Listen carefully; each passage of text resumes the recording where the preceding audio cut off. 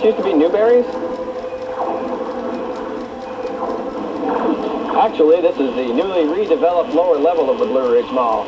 I wanted to bring you down here this week on Best Bets at the Box Office to show you the home of the Blue Ridge West Cinema that I've talked about on previous shows. This theater has been here for several months, but there's still a lot of people that don't know about it. Blue Ridge West Cinema is a very elegant theater with very comfortable seating and 3 nice auditoriums. If you've enjoyed all the old live-action comedy Disney films over the years like I have, like The Absent-Minded Professor, The Shaggy Dog, The Love Bug, and all the others, then you probably also felt a little void over the past several years for another film like those.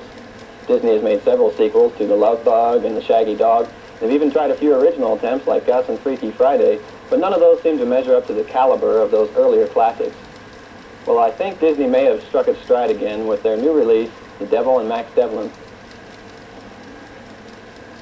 This is a really fun movie for all levels that still blends a good moral for the kids in with a well-performed comedy script.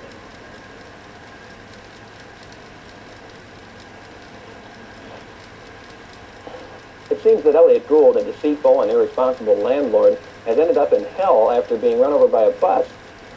Well, he's given the opportunity to avoid the dreaded level 4 in hell if he can return to Earth and get 3 innocent kids to sign over their souls to the devil. Some of the funniest moments in the film come in the scenes with the devil's helper, Barney Sainton, played by Jell-O commercial man Bill Cosby. In this scene, Barney is explaining the deal to the recently dead and totally confused Elliot Gould.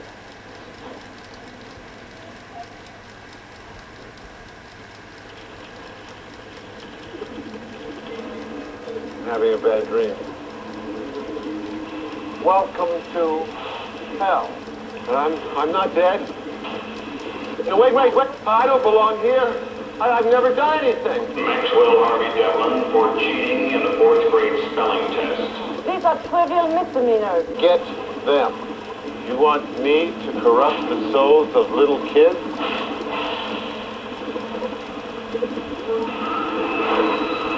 Where do I sign? As you can see, this isn't one of those kids' films that the parents have to tolerate. I think everybody's going to get a kick out of Disney's new film, The Devil and Max Devlin. And as long as we're talking about movies playing here at the Blue Ridge Cinema inside the mall, Private Benjamin has been nominated for 3 Academy Awards this year. This will probably be your last chance to see this comedy frolic about a reluctant soldier, Goldie Hawn. There are 2 very confusing mysteries opening this week. One is Sphinx, which I feel can use all the pyramid power it can get. The other is Eyewitness, playing at the Briarwood. Now, while I really can't recommend Eyewitness, I do feel that there may be a couple of things that may make it worthwhile for you to see. First of all, the 2 stars of the film had both only been in one film previous to this. William Hurt was the star of Altered States, which is currently showing, and Sigourney Weaver was the unlikely heroine in Alien. Both of them do a very good job of acting in this film, as you'll see in this scene that I'm about to show you.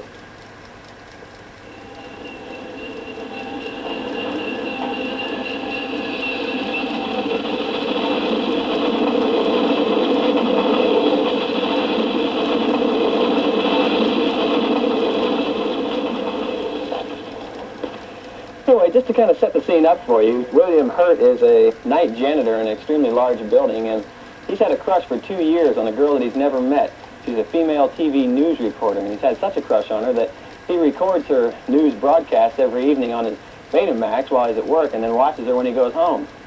Well, one evening in this large building, an executive is killed, and everyone is there asking questions, including his dream girl. Seeing her standing there on the sidewalk, he just can't squander this opportunity to finally meet her. We're here with a man who works the night shift as a maintenance supervisor. Really just a janitor. In the building where Yen Long was killed. Look, I'm really busy, and you don't seem to know anything. What if I did? Little hint of suspense and intrigue there. The film is directed by Peter Yates of Breaking Away fame.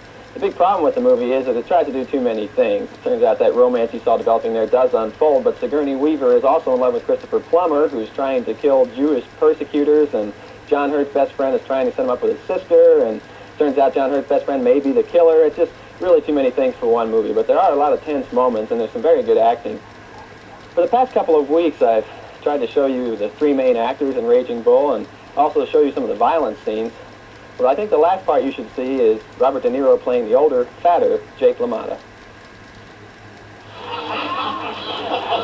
Let me get on. When I come home at night, my wife's at the door with a tall drink in her hand. Then she gives me a nice hot bed. Then she gives me a nice rub down. Then she makes passionate love to me. Then she makes me a nice dinner. What more could you ask for? You ought to try that. The other friend says, hey, that sounds great. When does your wife get home?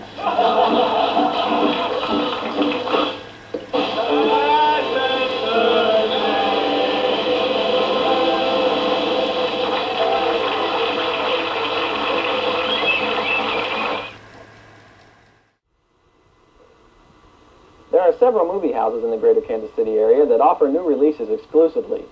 Two of these theaters are currently featuring films that I feel are worth driving a few extra miles to see. One of them is the Plaza Theater, which for the past several weeks has been showing The Competition starring Richard Dreyfuss and Amy Irving. The Competition has its obvious weak points, and the storyline may be a bit corny, but if you're a romantic like I am, these things really don't bother you. The film really draws you to it and sweeps you off your feet with scenes like this one. I came here to tell you that I am a liar. I realized it this morning when I woke up and you weren't there. I'm a liar about you and me and what all that means. Wait a minute. No. I don't want to wait about anything. That's all I've been doing is that. Waiting. Been waiting to win, as if that's going to change my life. And that was fine until I ran into you and kept running into you. And then things began to happen. Like that morning on the steps when you yelled at me. I mean, let's face it. Nobody looks that good in direct sunlight. So it's not like you're such a knockout. But you stood there, reading me off, and I could see the blotches on your skin and the discoloration under your eyes and tiny hairs in your eyes. And none of it mattered because I wanted you so much I couldn't make a fist. I wanted to climb inside you and wrap you around me like a blanket. And now I know that that is more important than this damn misbegotten competition. Let me finish. Okay. So what I really feel about you and me is that we are a corporation. Now, if you win, great. If I win, better. And if neither of us wins, then the hell with it, but the corporation goes on. And I wish to hell that I could have answered you like this the night before, but I just wasn't seeing straight. So I lied.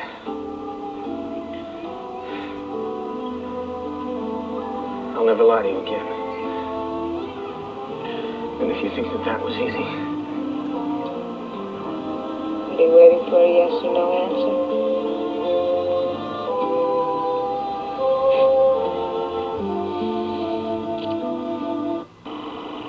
That scene comes about 2/3 of the way through the movie, leaving just enough time for Richard Dreyfuss to lie to her just one more time.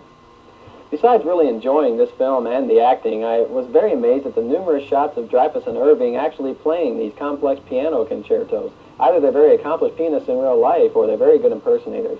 And by the way, Lee Remick does a typically outstanding job in this film as well. The other film playing exclusively is the jazz singer playing at the Glenwood.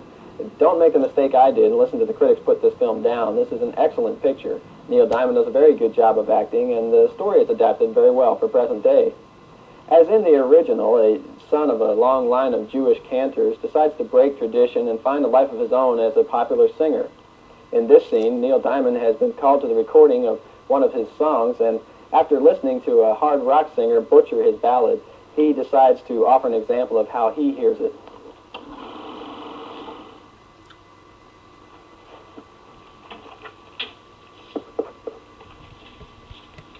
Can I ask the band to play the major 7th chords in the bridge and take it real easy tempo?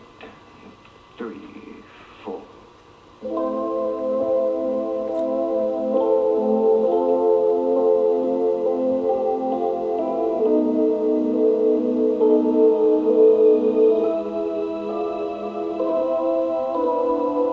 Love on the rocks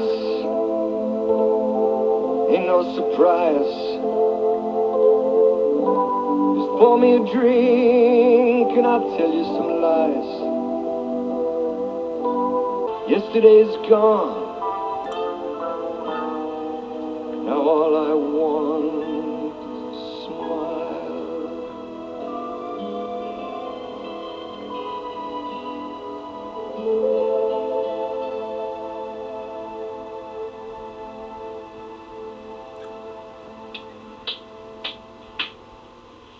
Thank you. That was very nice. That was the rock star congratulating him there. The funny thing is, as the scene continues, he ends up throwing Neil Diamond out of the studio. Anyway, it's a very good story. Great songs performed very dynamically. The other film playing this week that's not quite in the same league as The Jazz Singer or The Competition is Dogs of War, starring Christopher Walken. Walken, you may remember, starred in another highly violent war drama called The Deer Hunter. Dogs of War isn't a great film, but for you war movie lovers, it's got a lot of action and a fairly good story. To me, it's very reminiscent of the Richard Burton film of a few years back called The Wild Geese. A veteran group of military fighters are gathered together as mercenaries to overthrow the dictatorship of a small African country. In this scene, Walken is just arriving in Angola and finds out very quickly what he's up against.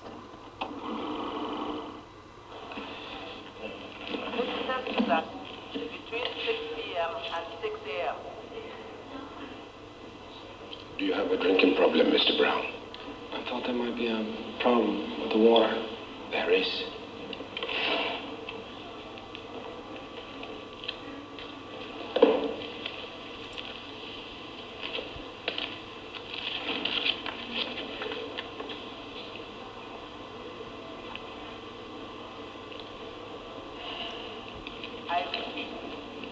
Your pockets, please. Spanish, French.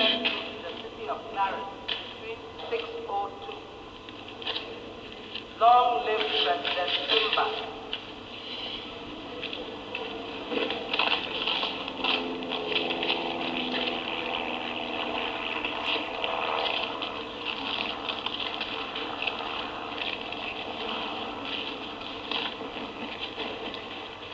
Airport tax.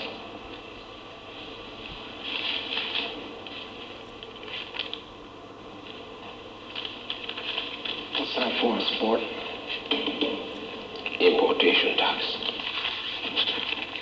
Welcome to Zangaro. He soon receives a much more violent welcome and the action really begins. I must warn you that there is a great deal of brutality in Dogs of War.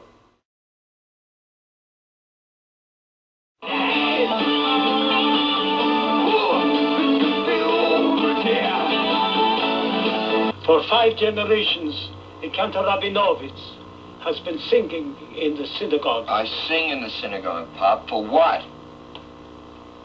For God. God doesn't pay so good, Pop. God doesn't pay so good? Stop. Hey, Huh? I'm the guy out front there. Remember that? You're not mad at them. You're just mad at yourself. Look, I don't want to know. You've been like this ever since your father Don't left. talk to me about my father, please. That's what it's all about. Songs of life, they ring from quiet steeples to distant valleys. I recommended The Jazz Singer on the last show, but I wanted to show you that Neil Diamond does do something other than sing love ballads. He grows a beard, he rides trucks. No, but seriously, Neil Diamond does do some very good acting in this film, and it's a very magnetizing story. On the 6th day of the 6th month of 1976, I was warned of the coming of the Antichrist in a movie theater by a film starring Gregory Peck entitled The Omen. It showed the birth of the devil's son named Damien and ended with him at the age of 5. The tremendous success of this film led to an inevitable sequel 2 years later, portraying Damien at the age of 12 gaining more power and more disciples. This week, the third and final chapter of the saga opens with Damien now a full-grown man. The 7 daggers having the power to kill Damien, which had been shuffled around in the previous 2 pictures, have now fallen into the hands of 7 priests from a missionary in Italy. It is their self-appointed mission to kill the Antichrist. 2 of them attempt their goal during a fox hunt. Take him. 4 of the other priests by their death in similar catastrophic fashion. The second coming of Jesus Christ has taken place, and now Damien must work quickly to amass his disciples to help him in his fight against the Nazarene Savior. 2 of them attempt their goal during a fox hunt. 4 of the other priests by their death in similar catastrophic fashion. The second coming of Jesus Christ has taken place, and now Damien must work quickly to amass his disciples to help him in his fight against the Nazarene Savior. Disciples of the Watch, I stand before you in the name of the one true God, who is cast out from heaven, but is alive in me. I don't think the final conflict is nearly as good as its two predecessors, but if you've been following the saga over the past 5 years like I have, I think you owe it to yourself to at least see the conclusion. The jazz singer is playing to sell-out crowds at the Glenwood. We've been traveling far on the boat and on the plane.